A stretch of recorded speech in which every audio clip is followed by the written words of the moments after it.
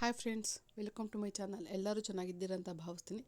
ಬನ್ನಿ ಇವತ್ತು ಬೇಳೆ ಹಾಕಿ ಒಣಮೀನು ಸಾರು ಮಾಡೋದು ಯಾವ ರೀತಿ ಅಂತ ನೋಡೋಣ. ನಮ್ಮ ಹಸ್ಬೆಂಡ್ ಯಾವಾಗನ ಒಣಮೀನು ಸಾರು ತಿನ್ನಬೇಕು ನಾನು ಈ ರೀತಿ ಕೂಡ ಮಾಡ್ತೀನಿ. ಆ ರೆಸಿಪಿ ಯಾವ ರೀತಿ ಬರುತ್ತೆ ಅಂತ ನಿಮ್ಮ ಹತ್ರ ಶೇರ್ ಮಾಡ್ತಿದ್ದೀನಿ. ಇದಕ್ಕೆ ನಾನು 2 ಆಲೂಗೆಡ್ಡೆ 2 ಬದನೆಕಾಯಿ ತಗೊಂಡಿದ್ದೀನಿ. ಬದನೆಕಾಯಿನ ದಪ್ಪ ದಪ್ಪ ಕಟ್ ಮಾಡಿದ್ದೀನಿ ನಾನಿಲ್ಲಿ. ಇದಕ್ಕೆ ಮತ್ತೆ ಒಂದು ಅರ್ಧ ಗಂಟೆ ಮುಂಚೆನೇ ನಾನು ಬೇಳೆ ನೆನೆಸಿಟ್ಟಿದ್ದೀನಿ, ತೊಗರಿ ಬೇಳೆ ನೆನೆಸಿದ್ದೀನಿ. ಟೇಸ್ಟ್ ಬರೋದು ತುಂಬ ಚೆನ್ನಾಗಾಗುತ್ತೆ ಫ್ರೆಂಡ್ಸ್. ಇದಕ್ಕೆ ಏನೇನು ಮಸಾಲ ಬೇಕು ಅಂತ ನೋಡೋಣ ಇವಾಗ. ಟೊಮಾಟೊ, ಈರುಳ್ಳಿ, ಬೆಳ್ಳುಳ್ಳಿ, ಶುಂಠಿ, ಕೊತ್ತಂಬರಿ ಸೊಪ್ಪು, ಚಕ್ಕೆ, ಲವಂಗ ಮತ್ತು ಕಾಯಿ ತಗೊಂಡಿದ್ದೀನಿ. ಧನಿಯದ ಪುಡಿ, ಖಾರದ ಪುಡಿ ತಗೊಂಡಿದ್ದೀನಿ. ಖಾರಕ್ಕೆ ಎಷ್ಟು ಬೇಕೋ ಅಷ್ಟು ಖಾರ ಹಾಕೊಳ್ಳಿ. ಧನಿಯದ ಪುಡಿ ಒಂದು ಟೀ ಸ್ಪೂನ್ ಆದರೂ ಸಾಕಾಗುತ್ತೆ ಅನಿಸುತ್ತೆ. ಜಾಸ್ತಿ ಮಸಾಲೆ ಅವಶ್ಯಕತೆ ಇರೋಲ್ಲ. ಧನಿಯ ಸೊಪ್ಪು ಬೇರೆ ಹಾಕಿರ್ತೀವಲ್ಲ, ಹಾಗಾಗಿ ಧನಿಯದ ಪುಡಿ ಕೂಡ ಸ್ವಲ್ಪ ಹಾಕಿರಿ.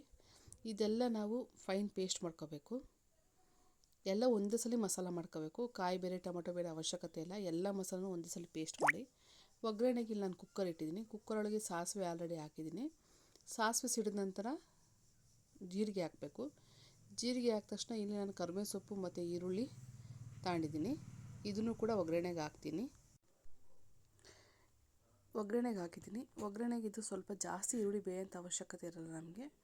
ಒಂದು ಸ್ವಲ್ಪ ಎಣ್ಣೆಲಿ ಬಾಡಿಸಿದಂಗೆ ತಕ್ಷಣವೇ ಆಲೂಗೆಡ್ಡೆ ಮತ್ತು ಬದನೆಕಾಯಿ ಏನು ಕಟ್ ಮಾಡಿದ್ದೀವಲ್ಲ ಅದನ್ನು ಕೂಡ ಈ ಒಗ್ಗರಣೆಗೆ ಹಾಕಬೇಕು. ಸ್ವಲ್ಪ ಬದನೆಕಾಯಿನ ಸ್ವಲ್ಪ ದಪ್ಪ ದಪ್ಪ ಕಟ್ ಮಾಡಿ. ಕುಕ್ಕರಲ್ಲಿ ವಿಷಲ್ ಹೊಡ್ಸೋದ್ರಿಂದ ಬದನೆಕಾಯಿ ಬೇಗ ಬೆಂದ್ಬಿಡುತ್ತೆ. ದಪ್ಪ ಕಟ್ ಮಾಡಿದ್ರೆ ನಿಮಗೆ ಅಷ್ಟು ಬೇಗ ನುಣ್ಣಗಾಗಲ್ಲ, ಇದು ಚೆನ್ನಾಗಿ ಬೆಂದಿರುತ್ತೆ. ಇದನ್ನು ಕೂಡ ಒಗ್ಗರಣೆಯಲ್ಲಿ ನಾವು ಮಿಕ್ಸ್ ಮಾಡ್ಬೇಕು ಚೆನ್ನಾಗಿ, ಆಲೂಗೆಡ್ಡೆ ಮತ್ತು ಬದನೆಕಾಯಿನ. ಇಲ್ಲಿ ನಾನು 2 ಬದನೆಕಾಯಿ ಮತ್ತು 2 ಆಲೂಗೆಡ್ಡೆ ತಗೊಂಡಿದ್ದೀನಿ.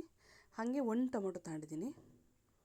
1 ಟೊಮೊಟೊ, ಈ ಮೂರನ್ನೂ ಚೆನ್ನಾಗಿ ಒಗ್ಗರಣೆಯಲ್ಲಿ ಮಿಕ್ಸ್ ಮಾಡ್ಬೇಕು ನಾವು ಇದನ್ನು.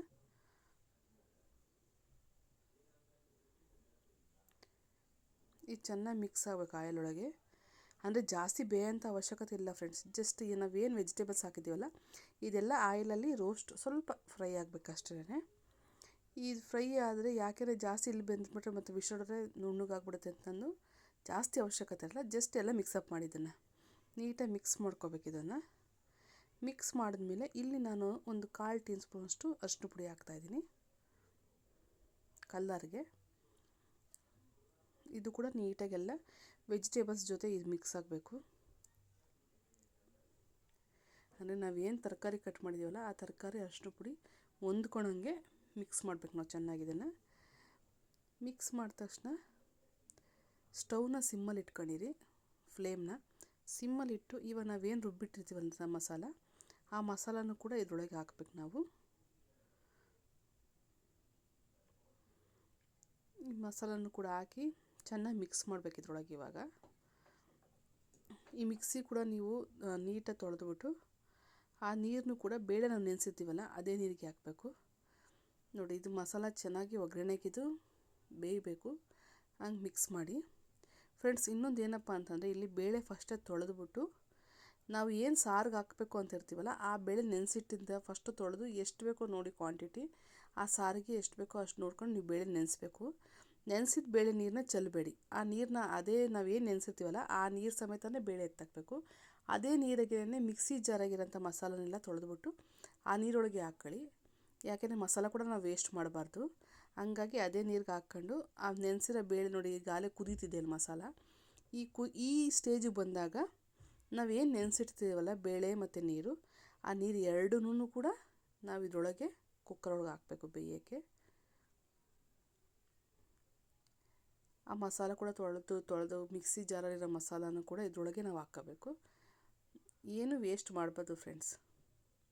ಹಂಗಾಗಿ ಎಲ್ಲ ನೀಟಾಗಿ ಹಾಕಿ ಇದರೊಳಗೆ ಹಾಕಬೇಕು. ನೋಡಿ ಎಲ್ಲ ಇವಾಗ ಇದಕ್ಕೆ ಹಾಕಿದ್ದೀನಿ. ಇವಾಗ ಇಲ್ಲಿ ನೋಡ್ಕೊಳ್ಳಿ, ನೀರು ನೀವು ಸಾಕಾಗುತ್ತಾ, ಬೇಳೆ ಬೇಯುತ್ತಾ ಅನ್ನೋ ಒಂದು ಇಮ್ಯಾಜಿನ್ ಮೇಲೆ ಇನ್ನೂ ಸ್ವಲ್ಪ ಬೇಕಾದ್ರೆ ನೀರು ಹಾಕ್ಕೋಬೋದು ಇಲ್ಲಿ ನೀವು. ಆ ಬೇಳೆ ಬೇಯುತ್ತಪ್ಪ ಅನ್ನುವಾಗ ಇವಾಗ ನಾವಿಲ್ಲಿ ನಮ್ಮ ರುಚಿಗೆ ಎಷ್ಟು ಬೇಕೋ ಅಷ್ಟು ಉಪ್ಪು ಹಾಕಬೇಕಾಗತ್ತೆ. ನಾವು ಫಸ್ಟೇ ಹಾಕೋಂಥ ಅವಶ್ಯಕತೆ ಇರೋಲ್ಲ. ಇವಾಗ ಇನ್ನೇನು ಕುಕ್ಕರ್ ಮುಚ್ತೀವಲ್ಲ ಅನ್ಬೇಕಾದ್ರೆ ಉಪ್ಪು ಎಷ್ಟು ಬೇಕೋ ಅಷ್ಟು ನೋಡ್ಕೊಂಡು ಅಳತೆ ತಕ್ಕನಾಗಿ ಉಪ್ಪು ಹಾಕಿ ತಿರುಗಿಸ್ಬಿಟ್ಟು ಲಿಡ್ನ ಕ್ಲೋಸ್ ಮಾಡಿ. ಲಿಡ್ನ ಕ್ಲೋಸ್ ಮಾಡಿದ್ರೆ ನಿಮಗೆ ಸಾರು ರೆಡಿ ಆಗುತ್ತೆ ಫ್ರೆಂಡ್ಸ್. ಅಂದರೆ ಲಿಡ್ ಕ್ಲೋಸ್ ಮಾಡಿದ್ರೆ ಒಂದು ವಿಷಲು, ಬೇಳೆ ನೆನೆಸಿರೋದ್ರ ಮೇಲೆ ಡಿಪೆಂಡ್ ಆಗುತ್ತೆ. ಒಂದು ವಿಷಲ್ ಹೊಡ್ಸಿದ್ರೆ ಸಾಕಾಗುತ್ತೆ ನಿಮಗೆ. ಇಲ್ಲ ಅಂದರೆ 2 ವಿಷಲ್ ಅಷ್ಟೇ, ಜಾಸ್ತಿ ಬೇಯಿಸ್ಬೇಡಿ. ನೋಡಿ ಫ್ಲೇಮ್ ಹಚ್ಚಿದ್ದೀನಿ ನಾನು. ಫ್ಲೇಮಲ್ಲಿ ಕುಕ್ಕರ್ ಲಿಡ್ನ ಕ್ಲೋಸ್ ಮಾಡಿದ್ದೀನಿ. ಇವಾಗ ಬರುತ್ತೆ ಒಣಮೀನನ್ನ ಕ್ಲೀನ್ ಮಾಡೋದು. ಒಣಮೀನನ್ನ ಎಲ್ಲ ನೀಟಾಗಿ ಕ್ಲೀನ್ ಮಾಡ್ಕೊಂಡು ಈ ರೀತಿ ಆಗುತ್ತೆ ಫ್ರೆಂಡ್ಸ್. ಇದಕ್ಕೆ ಒಂದು ಬಾಣಲಿ ಇಟ್ಬಿಟ್ಟು ನಾವು ಒಣಮೀನ ಫಸ್ಟ್ ಹುರ್ಕೋಬೇಕು. ನೀಟಾಗಿ ಒಣಮೀನ ಹುರಿಬೇಕು ನಾವು. ಅದ್ರಾಗ ಏನಪ್ಪ ಅಂತಂದರೆ ಅದು ಇರೋಂಥ ಸ್ಮೆಲ್ಲೆಲ್ಲ ಹೊರಟೋಗುತ್ತೆ, ಮತ್ತು ಅದ್ರಾಗಿರೋಂತಹ ಸೈಡಾಗಿರೋ ಮುಳ್ಳೆಲ್ಲ ಹುರಿದ್ರೆ ನಾವು ಎಲ್ಲ ಸುಟ್ಟೋದಂಗಾಗಿ ಎಲ್ಲ ಉದುರು ಹಂಗಾಗಿ ಒಣಮೀನ ಹುರಿಬೇಕು ಫಸ್ಟು. ಹಸಿಮೀನು ಹಾಕಿದ್ರೆ ಕೂಡ ಟೇಸ್ಟ್ ಚೆನ್ನಾಗಾಗಲ್ಲ. ಈ ಒಣಮೀನ ಚೆನ್ನಾಗಿ ಹುರಿಬೇಕು ನಾವು. ಕೈ ಬಿಡ್ದಂಗೆ ನೀವು ಅತ್ತ ತಿರ್ಸ್ತಾನೆ ಇರಬೇಕು ಒಣಮೀನ. ನೀಟಾಗಿ ಹುರಿದ್ಮೇಲೆ ಫ್ರೆಂಡ್ಸ್, ಇದಕ್ಕೆ ಬಿಸಿನೀರು ಹಾಕ್ಬಾರ್ದು ನಾವು. ಯಾವತ್ತಿದ್ರೂ ಒಣಮೀನ ತಣ್ಣೀರಾಗೆ ತೊಳಿಬೇಕು ನಾವು. ನೋಡಿ ಈ ರೀತಿ ನೀಟಾಗಿ ಹುರಿಬೇಕು. ಹುರಿದ್ರೆ ನಿಮ್ಗೆ ಗೊತ್ತಾಗುತ್ತೆ, ಅದು ಮೇಲೆಲ್ಲ ಹುರಿದಿದ್ದು ಗೊತ್ತಾಗುತ್ತೆ. ನಾವು ಯಾವ ರೀತಿ ಹಸಿಮೆಣ್ಸಿಕಾಯಿ ಹುರ್ಕೊತೀವಲ್ಲ, ಮೇಲೆಲ್ಲ ಚುಕ್ಕಿ ಚುಕ್ಕಿ ಹೆಂಗೆ ಬರುತ್ತೆ ಆ ರೀತಿ ಹುರಿದಾಗ ಇದ್ರ ಮೀನು ಮೇಲೂ ಕೂಡ ಅದೇ ರೀತಿ ಚುಕ್ಕಿ ಚುಕ್ಕಿ ಇರಬೇಕು. ಅಲ್ಲಿವರೆಗೂ ನಾವು ಇದನ್ನು ಫ್ರೈ ಮಾಡಬೇಕಾಗತ್ತೆ.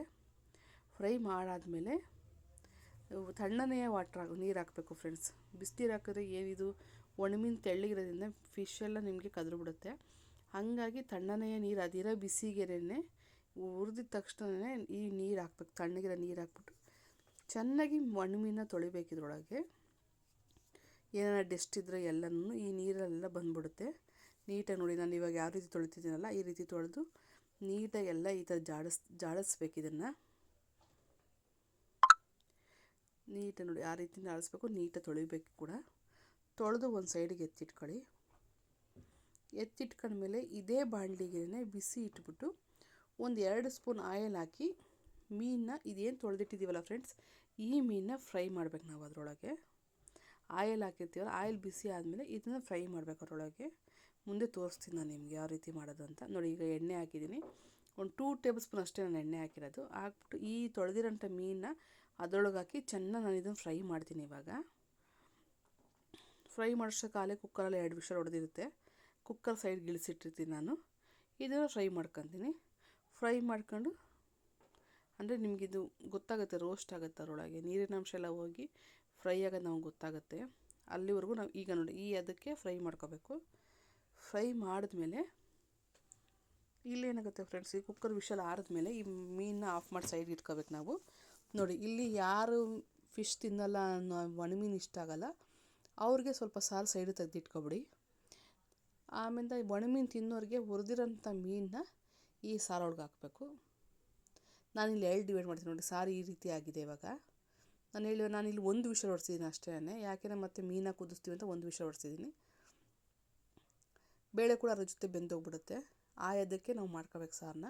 ಈ ಒಣಮೀನನ್ನ ನಾನು ಅರ್ಧ ಡಿವೈಡ್ ಮಾಡಿದ್ದೀನಲ್ಲ, ಇದರೊಳಗೆ ಅರ್ಧ ಒಣಮೀನನ್ನ ಹಾಕ್ತೀನಿ. ಇಲ್ಲ ಎಲ್ಲರೂ ಒಣಮೀನು ತಿನ್ನೋಕ್ಕೆ ಇಷ್ಟಪಡ್ತಾರೆ ಅಂದರೆ ಪೂರ್ತಿ ಒಣಮೀನು ಕೂಡ ಅದೇ ಸಾರಿಗೆ ಹಾಕ್ಬಿಡ್ಬೋದು. ಕೆಲವರು ಒಣಮೀನು ತಿನ್ನೋಕ್ಕೆ ಇಷ್ಟಪಡಲ್ಲ ಅನ್ನೋರು ಅರ್ಧ ತೆಗೆದಿಟ್ಬಿಟ್ಟು ಅರ್ಧ ಸಾರಿಗೆ ಒಣಮೀನು ಹಾಕ್ಕೋಬೇಕು. ಟೇಸ್ಟ್ ಮಾತ್ರ ತುಂಬ ಚೆನ್ನಾಗಿರುತ್ತೆ ಫ್ರೆಂಡ್ಸ್. ಒಂದ್ಸರಿ ಟ್ರೈ ಮಾಡಿ ಈ ರೀತಿ ಕೂಡ. ನೋಡಿ ಸಾರು ಸ್ವಲ್ಪ ಗಟ್ಟಿ ಇದೆ ಅಂತಂದು ನಾನು ಇಲ್ಲಿ ನೀರು ಹಾಕ್ತಿದ್ದೀನಿ. ಇಲ್ಲಿ ನೀವು ಕ್ವಾಂಟಿಟಿ ನೋಡ್ಕೋಬೇಕು.